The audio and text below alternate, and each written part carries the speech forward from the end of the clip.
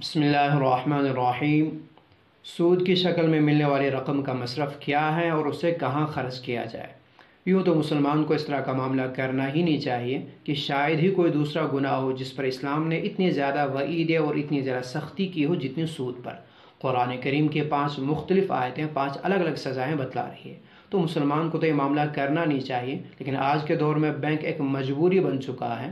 لین دین کے معاملے میں، ملازمت کے معاملے میں یہ زندگی کا ایک لازمی حصہ بنتا جا رہا ہے، خاص کر جب سے سماج کے خاص طبقے کی طرف سے عوام پر اپنی گرفت کو مضبوط کرنے کے لیے، ان کو سہولت دینے کے نام سے ان کی ہر چیز پہ نگاہ رکھنے کے لیے دنیا کی ہر چیز کو ڈیجیٹل کرنے کی کوشش کی گئی، تو ایسے میں قریب ہر آدمی کا یہ معاملہ، ہر آدمی کا یہ مسئلہ بنتا جا رہا ہے۔ تو اس کا مصرف کیا ہوگا؟ صرف 2 ہی اس کے مصرف ہیں، لیکن اکثر عوام پہلے دوسرے مصرف کو اختیار کرتی ہے، جبکہ دوسرا ہی ہے۔ یعنی جب تک پہلے کا آپ کے پاس امکان ہے تب تک آپ دوسرا اختیار نہ کیجیے، وہ تو مجبوری کے درجے کا، پہلے آپ کو پہلا ہی استعمال کر لینا چاہیے۔ اس کا پہلا مصرف کیا ہوگا؟ الرد علی المالک، مالک تک وہ چیز بلا عوض واپس پہنچانا۔ جس کو سود دیا جا رہا ہے، میں ہوں، آپ ہیں، یہ ہیں، وہ ہیں، تو ہم لوگ اس کے مالک نہیں، اور نہ بینک کے ملازمین اس کے مالک ہیں۔ ایسے میں جس کی طرف سے یہ رقم مل رہی ہوتی ہے وہی اس کا اصل مالک ہے۔ مثلا بینک میں حکومت کو شریط اور اس کا مالک گردانا جاتا ہے، تو لہٰذا حکومت کے خزانے میں یہ پیسہ واپس پہنچ جائے، بلا عوض کے پہنچ جائے، البتہ کسی خاص عنوان کے تحت جائے تو وہ بہتر ہے۔ عنوان کا مطلب کیا ہوگا؟ لیبل کیسے آپ لگا لیں؟ دیکھیے، اگر آپ یوں کریں گے کہ یہ رقم آپ بینک سے نکالیں گے نہیں، آپ بینک کے ملازمین سے کہیں گے یہ حرام ہے، میں نہیں نکالتا، تو یا تو وہ رقم وہی رہے گی اور آگے اسی کام میں استعمال ہوگی، وہ تعاون الاثم ہے، وہ بھی درست نہیں، یا پھر بینک کا ملازم سمجھے گا کہ اب پکا مسلمان ہے، سیدھا سادہ ہے، کوئی پنگا نہیں کرے گا، اپنے لیے استعمال کرے گا، حالانکہ وہ بھی اس کا مالک نہیں، تو پھر سے مالک تک چیز واپس نہیں پہنچی تو وہ بھی ٹھیک نہیں۔ آپ حکومت سے کہیں گے جی ہم تو مسلمان ہیں، یہ تو حرام ہے، ہم اس کو رکھتے نہیں، ہم اس کو نہیں لیں گے، آپ اس کو واپس لے لیجئے، تو حکومت کو بھی چونکہ اس چیز کے دینے میں اپنی کچھ خاص پالیسیاں ہوا کرتی ہیں، ایسے میں وہ بھی بلا عنوان کے، بلا لیبل کے واپس نہیں لیں گے کہ وہ ان کی پالیسی کے خلاف ہے۔ اس لیے آپ ایک عنوان لگا لیں، اس سے یہ ہوگا کہ بظاہر لگے گا حکومت کو یا جس کی طرف سے مل رہا تھا اس سے تو لگے گا کہ مجھے بالعوض واپس آ رہا ہے اس لیبل کی بنا پہ، لیکن شرعی طور وہ بلا عوض اس تک واپس جا رہی ہوگی، اور آپ بھی کسی حد تک اس کے گناہ سے یا اس کے وبال سے بچ جائیں گے۔ تو پہلی صورت لیبل لگانے کی کیا ہوگی؟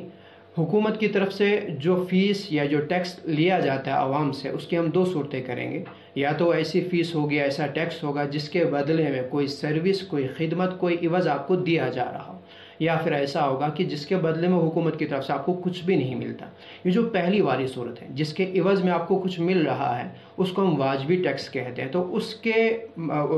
ٹیکس کی ادائیگی میں، اس فیس کی ادائیگی میں اس رقم کو آپ خرچ نہیں کر سکتے۔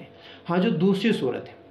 جس میں حکومت کی طرف سے آپ کو کوئی سروس، کوئی خدمت، کوئی عوض نہیں مل رہا ہے، تو شرعی طور وہ جبری ہے، شرعی طور وہ غیر واجب ہے، تو اس ٹیکس کی ادائیگی میں آپ اس پیسے کو خرچ کر سکتے ہیں کہ حکومت تک پیسہ واپس بھی جا رہا ہے اور شرعی طور بلا عوض ہی جا رہا ہے، چاہے وہ ظاہری طور ایک لیبل کے تحت، ظاہری طور ایک عوض کے تحت لگ رہا ہو، لیکن شرعی طور وہ بلا عوض ہی ہے۔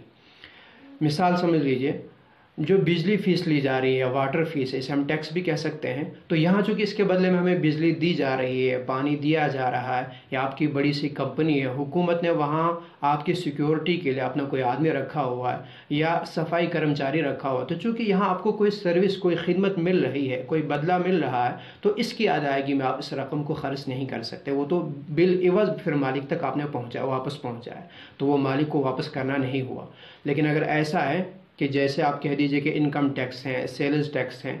چیز آپ کی ہے، تجارت آپ کر رہے ہیں، پھر بھی حکومت آپ سے لے رہی ہے، کچھ جگہوں پہ ہاؤسنگ ٹیکس ہے، لینڈ آپ کی ہے، مکان آپ بنا رہے ہیں، پھر بھی حکومت آپ سے لے رہی ہے، تو اس طرح کے جو ہوں گے وہ شرعی طور چونکہ غیر واجبی ہے، شرعی طور وہ جبری کہلائیں گے، تو اس طرح کے ٹیکس کی ادائیگی میں، اس طرح کی اگر کوئی فیس بنتی ہو تو اس کی ادائیگی میں آپ اس پیسے کو خرچ کر سکتے ہیں۔ لیکن مان لیجئے اگر آپ کی حکومت، آپ کے ہاں کی حکومت میں ابھی وہ اس درجہ فرعونیت نہ آئی ہو، یا پھر آپ نے وسائل اپنے اتنے محدود رکھے کہ اس طرح کا کوئی ٹیکس ابھی آپ پر عائد نہیں ہے، تو ایسے میں پھر آپ دوسرے آپشن کو اختیار کر لیں۔ دوسری صورت وہی ہوگی التصدق علی الفقراء بلا نیہ،